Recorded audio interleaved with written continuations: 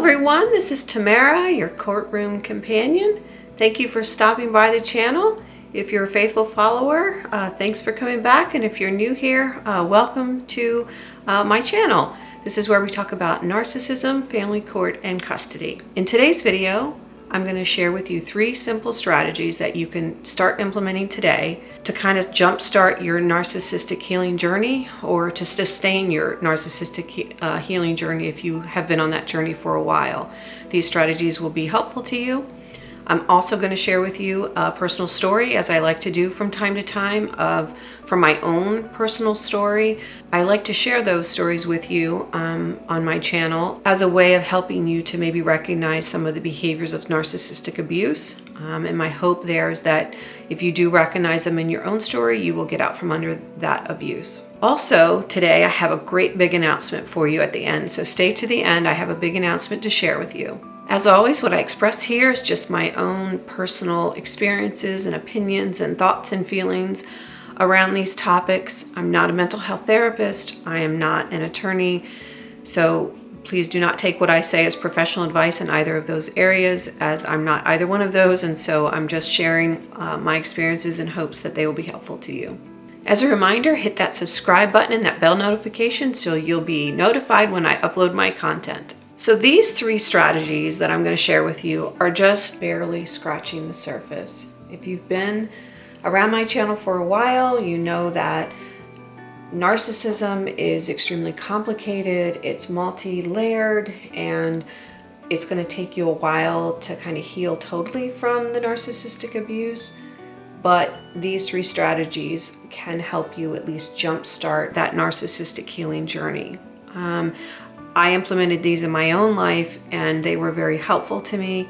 If you've been involved with a narcissist either intimately, or you have a family member that's a narcissist and you've known them your whole life, or a coworker, neighbor, what have you, depending on how long you've been involved with that, meaning that narcissistic behaviors have been hurting you or impacting your life, depending on how long that process has been, it might take you a really long time to get over it completely, to heal from it, as they say. I know that well because I suffered narcissistic abuse from a previous relationship for a very long time, and it took me years to get through it. And I don't want to, sound negative or make it sound like it's going to take you years. It might, but your journey might also be shorter. My case was very complicated. My situation was very complicated, so it took me a long time to get through it. And that's why I have this channel, because I want to help people get through it as well. So as I mentioned, the narcissist in your life can be a family member, coworker, sibling, friend, spouse, it can be just about anyone. And the impacts to you can be great. Strategy 1 is literally to just fully accept that what has been happening to you is abuse. Oftentimes, if you are on the receiving end of this kind of abuse, you might try to rationalize it, make excuses for the abuser. You might not be ready to, say, call your mom a narcissist, or your dad a narcissist, or your spouse a narcissist, or you might not be able to really accept that. It might be difficult for you to label it as abuse because of the nature of your relationship. But what I have found in my own experience is that you have to call it abuse in order to move forward. You can't change what you don't acknowledge. And narcissistic behaviors are abusive. Point blank, they are abusive. Too often, the victim of narcissistic abuse blames themselves, especially in an intimate relationship. They will blame themselves, or they will rationalize and make excuses for their abuser. And I think the reason for that is they might not be prepared to end the relationship. They might not be prepared to deal with what it would mean if they in fact acknowledge that what is happening to them by the person that loves them or the person they're involved with. They might just not be prepared to deal with it or to accept that. For me, in my experience, what was the hardest for me is to actually believe that the person that I was involved with was actually capable of inflicting the harm that they were inflicting upon me. my mind just would not go to the fact that what was happening was actually abusive.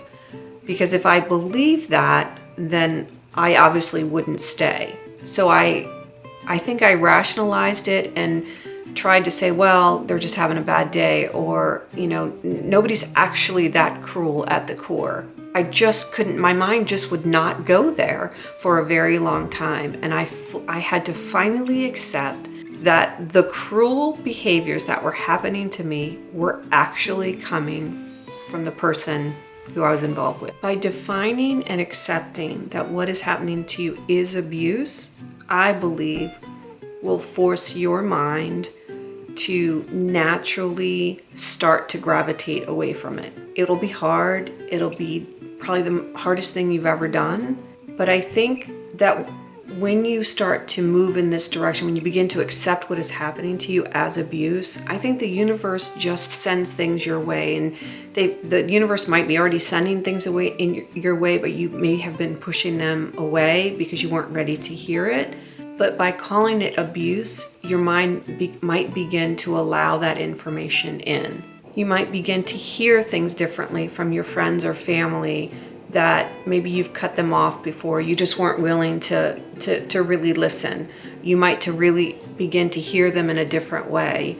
You might also begin to start Googling narcissistic abuse. You might begin to Google a therapist that might be able to help you. I just think that when you accept what it is, your mind and the universe will be in cahoots to help you navigate away from it. You might also begin to boldly go up against your narcissist. You might be boldly saying to the narcissist what you maybe have reserved yourself from saying, or maybe you were afraid to say. You might boldly begin to say what needs to be said. Those are just a couple of examples of what I mean by, if you accept it as abuse, I believe your situation can turn around because you will begin to hear and act differently. Strategy 2 is to make a list of all the things that bring you joy. Or used to bring you joy if you haven't felt joy for a long time. And maybe you haven't experienced that joy for a long time because of the narcissist in your life. Maybe it's your spouse and you just stopped doing the things that you once did to please the narcissist. Take the time to really remember the last time you felt joy. That may have been pre-narcissist, it may be just a couple of years ago, it might be when you were a child. Just try to remember the last time that you truly felt joy. For me, I remember when I went through this experience that I'm sharing with you now, which is to make this list. I remember thinking to myself, gosh, I really used to love decorating my home. But when you live with a narcissist, your interests, your desires, your likes aren't really that important. And what I found myself doing was not decorating the home because it wasn't worth it. Trying to engage with a narcissist to decorate a home is a nightmare. It's not about what you like. It's not about compromises. It's not about any of that. So I just stopped doing it. It was no longer a joy to me. Also, I used to enjoy, this was like before I got through it, at the time I was making my list, I remember thinking at the time, gosh, I really loved when I would spend time with family and friends and we would go out to dinner and just enjoy the conversation. I stopped doing that because it was just easier not to involve the narcissist. There would always be fighting before we would go, or he would hog the conversation and it was always about him. And it just became a place where I didn't enjoy doing it anymore. When you're living with a narcissist or have a close relationship with a narcissist, it's hard to really find joy in life, not just in that relationship, but in life in general. The behaviors that they inflict upon others can be very cruel. So what brings you joy? Did you once enjoy gardening, snowboarding, riding horses, reading, writing? What did you used to enjoy that you no longer enjoy because of the narcissist in your life? Think about those things. List them in a phone if you can. List them in a journal if you feel safe to keep that, in your home. List all the things that really bring you joy. Then I want you to sit back and remember what it felt like to do those things. Were there certain smells or sounds that were involved in those activities? Were there people that were involved that are no longer in your life because of the narcissist in your life? Did you cut those people out just to make the narcissist happy? But when you think about those folks now, do you truly miss them? Do you wish that you wouldn't have cut them out of your life? Were there places that you used to go that you no longer go to because of the narcissist in your life? So I just want you to think about all those things and really ponder them, to really try to draw up those memories from those experiences. And remember, if you can close your eyes and just remember the joy that you felt during those experiences and activities. Strategy 3. Now this is the fun part. This is really the fun part. I want you to choose one of those activities or experiences on your list to begin doing again. Whether it's commit to yourself to maybe go out to dinner with friends that maybe you cut out of your life to make the narcissist happy, or maybe it is you're going to start to read a book, or maybe you're going to start sewing again. Whatever it is, I want you to commit to yourself to doing that activity again at least once in the next week or so. If you're living with a narcissist, this might be a little trickier.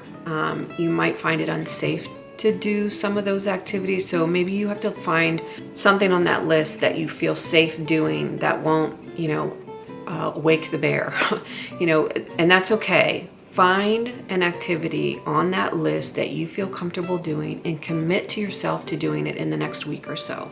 I know when I did this, when I began to invite people back into my life that maybe I had to keep at bay, or when I began to decorate my own home again, I started to realize that that was my life before the narcissist, and I wanted to get back to it. It just ushered in my healing in a very big way when I acknowledged that it was abuse, when I listed those things that brought me joy, and then I began doing those things again. My healing was kick-started.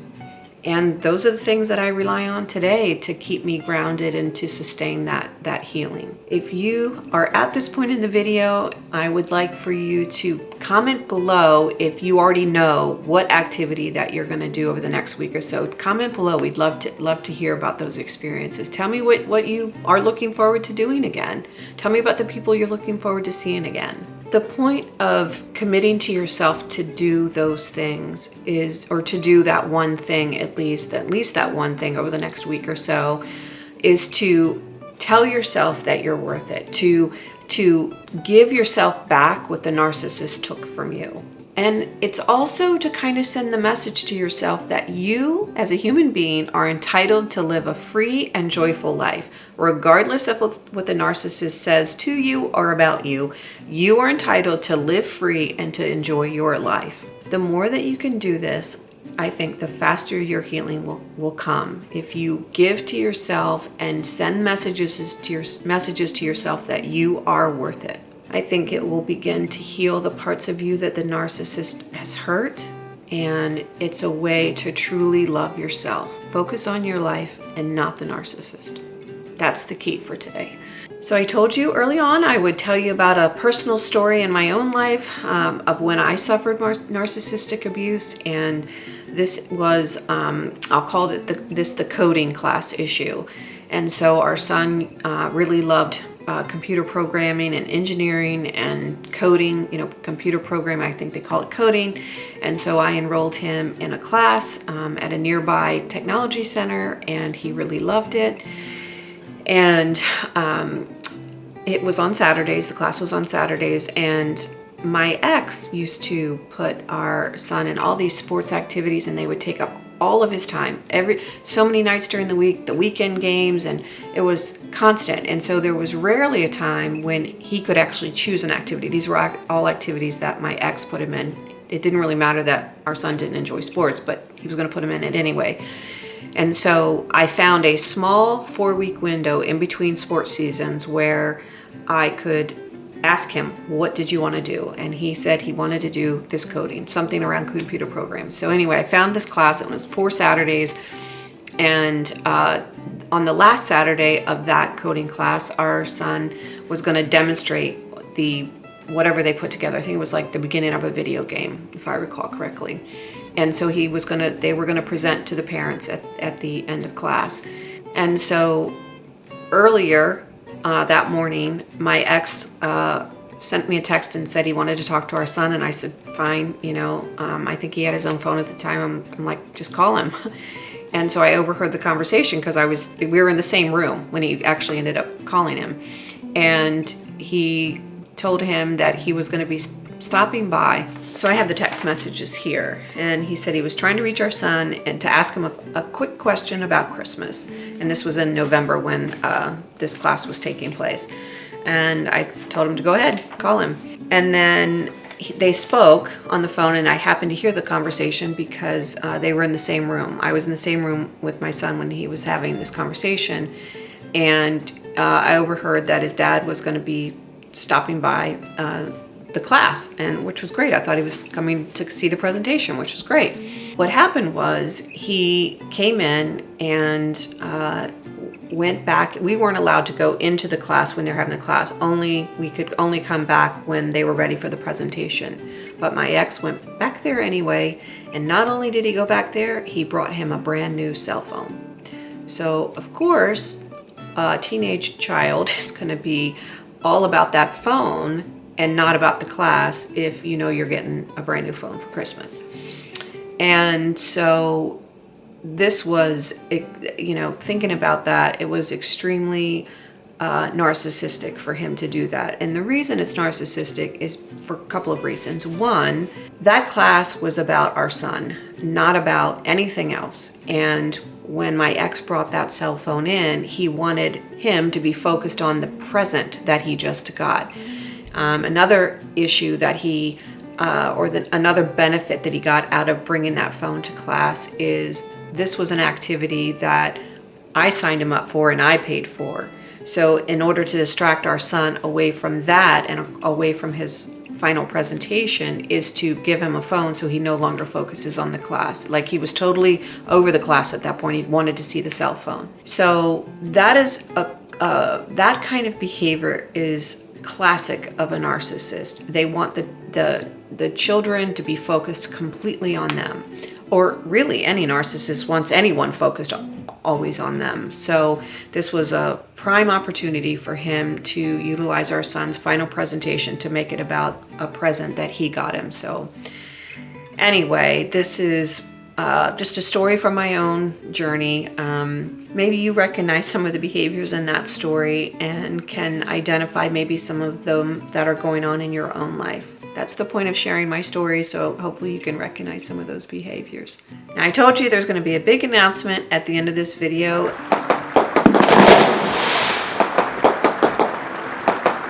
The big announcement is that I'm going to start offering one-on-one coaching sessions starting in mid to late December. I'm waiting for my website to be finished, and they said it'll be finished in mid-December, and at that time I'll be able to allow you to, to start booking. I don't have a way of booking at this point, so I have to wait for my website to finish. So bear with me while I have that being built. Whether you're trying to navigate a relationship with a narcissist or you're trying to get away from a narcissist, I'll be able to help you with that. Or if you are navigating family court or custody, I will be able to help you in those areas as well. I'm not an attorney, so what I would be sharing with you are all the strategies that I use to navigate family court and custody that helped me to win sole, legal, and physical custody. So I think I have a lot to share in those areas, so hopefully you will find my coaching sessions helpful. If you like this video, give it a thumbs up. I would really appreciate it. Until next time, I'll see you later. Bye-bye.